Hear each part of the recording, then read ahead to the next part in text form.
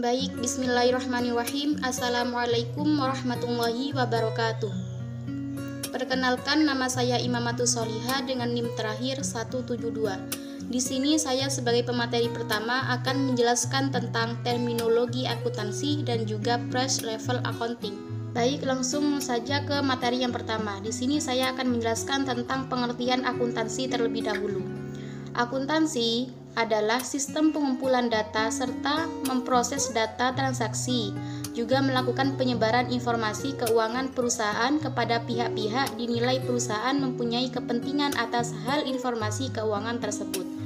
Faktor-faktor yang turut mempengaruhi adanya perbedaan sistem akuntansi dari suatu perusahaan ke perusahaan yang lain antara lain seperti sifat bisnis, transaksi-transaksi yang terkait dengan perusahaan, ukuran dari perusahaan, jumlah data yang harus ditangani oleh perusahaan, dan juga kebutuhan informasi dari manajemen perusahaan, juga pihak lain yang terkait dengan perusahaan. Akuntansi menurut American Accounting Association atau AAA, akuntansi adalah proses mengidentifikasi, mengukur, dan melaporkan informasi ekonomi untuk memungkinkan adanya penilaian dan pengambilan keputusan yang jelas dan tegas bagi mereka yang menggunakan informasi tersebut. Sedangkan akuntansi menurut American Institute of Certified Public Accountant atau AICPA, akuntansi adalah seni pencatatan, penggolongan, peringkasan yang tepat dan dinyatakan dalam satuan mata uang, transaksi-transaksi dan kejadian yang setidak-tidaknya bersifat finansial, dan penafsiran hasil. Terminologi dasar akuntansi terdiri dari beberapa hal sebagai berikut. Yang pertama, kejadian atau event. Kejadian adalah sesuatu yang dapat mengubah satu, dua, atau bahkan tiga sisi, yaitu aset, liabilitas, dan equity. Dan yang kedua, transaksi atau transaction. Transaksi ini merupakan suatu pertukaran antara satu perusahaan atau perusahaan lebih. Dan yang ketiga, akun atau account. Akun merupakan suatu catatan yang sistematis yang kemudian dapat menunjukkan pengaruh transaksi yang terjadi serta kejadian lainnya pada unsur-unsur tertentu seperti aktiva, kewajiban, atau ekuitas pemilik. Dan yang keempat, akun real dan akun nominal. Akun real adalah akun-akun yang tidak ditutup dan saldo yang ada akan berkelanjutan ke periode berikutnya. Akun-akun ini akan tertera di neraca, berbeda dengan akun nominal atau temporer, yaitu merupakan akun-akun pendapatan, beban, serta dividen. Akun-akun ini akan tertera di dalam laporan laba rugi, dan akun-akun ini juga ditutup secara periodik. Dan yang kelima, buku besar. Buku besar umumnya isinya berupa seluruh akun aktiva, kewajiban, ekuitas pemilik, pendapatan, dan beban. Buku besar pembantu yaitu berisi catatan yang merupakan penjelasan yang tidak tercantum pada buku besar umum. Dan selanjutnya yaitu nomor 6, yaitu jurnal. Jurnal adalah pencatatan paling awal yang merupakan catatan atas transaksi maupun kejadian yang berkaitan dengan keuangan perusahaan. Jumlah yang tercatat pada jurnal selanjutnya akan diposting ke buku besar. Yang ketujuh, pemindah bukuan atau posting. Posting adalah suatu perusahaan memindahkan angka-angka yang tercatat dalam jurnal dan memisahkannya berdasarkan akunnya masing-masing. Yang kedelapan, neraca saldo.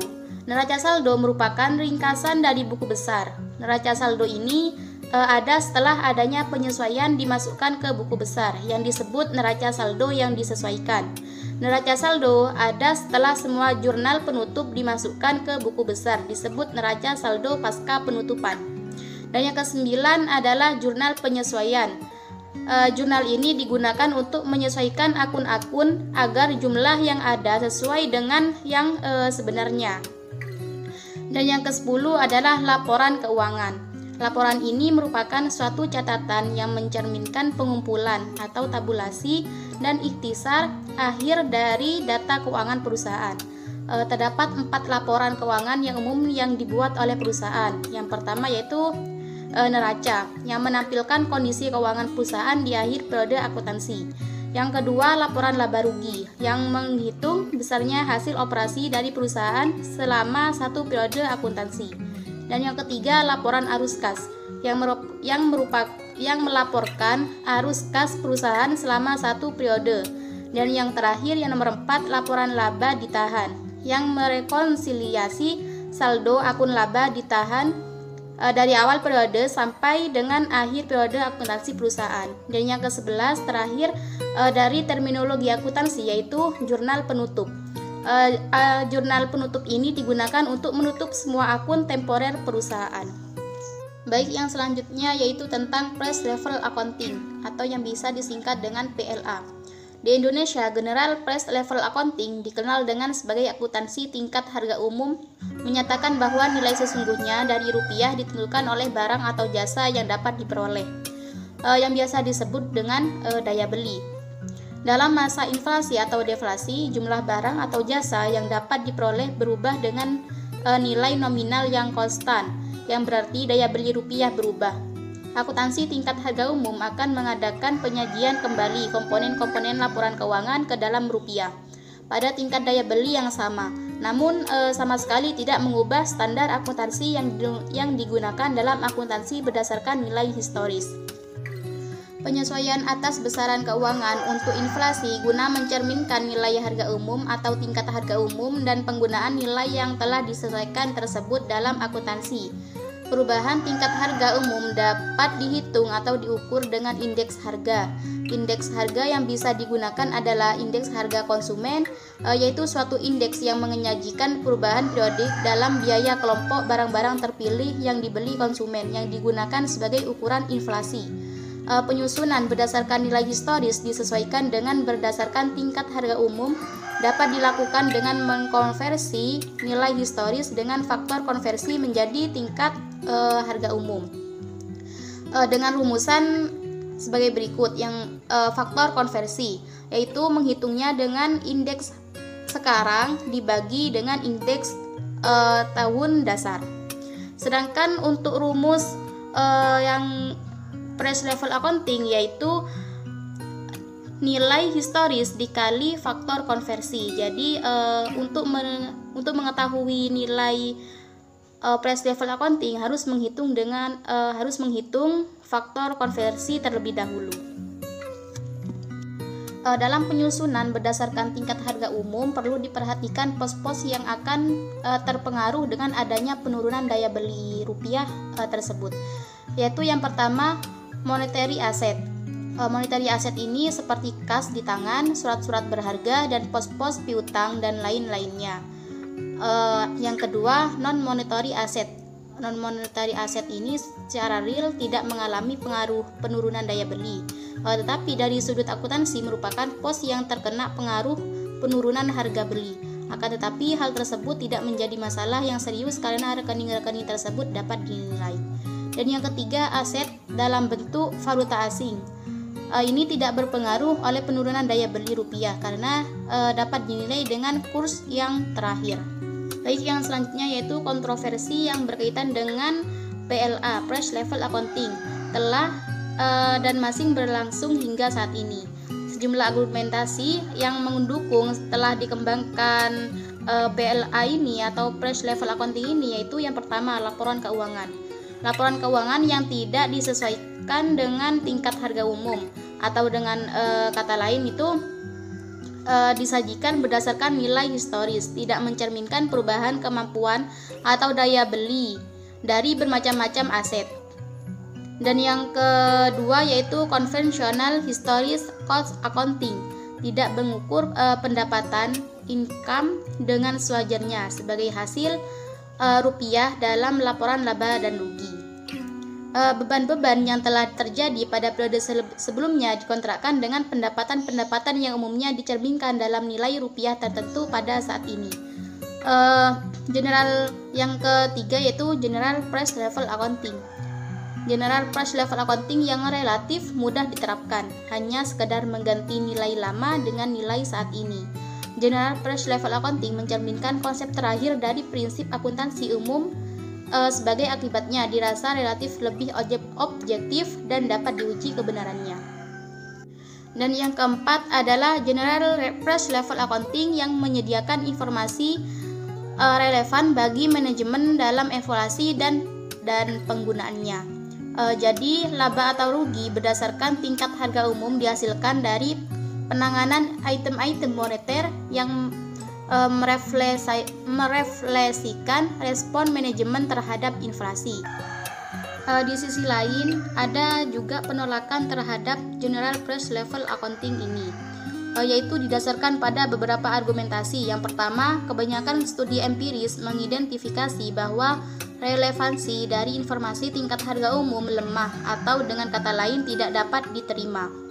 Dan yang kedua, tingkat harga umum merubah rekening hanya untuk perubahan dalam tingkat harga secara umum dan tidak merubah rekening ke dalam tingkat harga tertentu. Jadi penanganan laba dan rugi untuk aset-aset non-moneter tidak diakui dan para pengguna data yang disesuaikan pada tingkat harga umum mungkin mempercayai bahwa perubahan nilai-nilai telah berkorespondensi dengan nilai-nilai saat ini. Dan yang ketiga yaitu pengaruh atau akibat adanya inflasi akan berbeda dengan berbagai perusahaan. Perusahaan-perusahaan yang insentif modal akan lebih dipengaruhi oleh inflasi dibanding dengan perusahaan-perusahaan yang dipenuhi dengan aset-aset jangka pendek. Dan yang terakhir yang nomor 4 yaitu biaya-biaya diimplementasikan lebih besar dari nilai pokoknya dalam General Price Level Accounting dibanding benefitnya. Itu saja dari saya, kurang lebihnya mohon maaf, akan dilanjutkan oleh pemateri selanjutnya. Terima kasih. Wassalamualaikum warahmatullahi wabarakatuh.